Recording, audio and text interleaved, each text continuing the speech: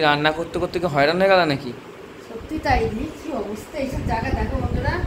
এখন গুছাবো যে কোথা থেকে শুরু করবো আমি নিজেও জানি না, সময় লাগবে অনেকক্ষণ। যাই হোক, এখানে রান্না হয়ে গেছে দেখো, ভাত, লেবু, লঙ্কা, শসা, কড়াইশুঁটির কচুরি, ঠিক আছে। আর এখানে আছে ভাজা, আর 5 রকম ভাজা আছে।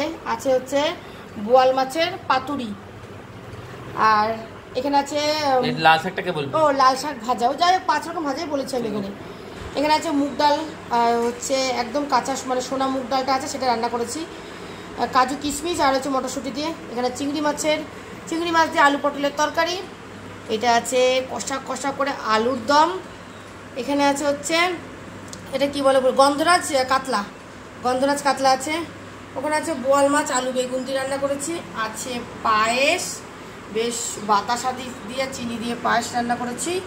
এখানে আছে 5 রকম মিষ্টি, আছে কিন্তু আম, হিমসাগর আম।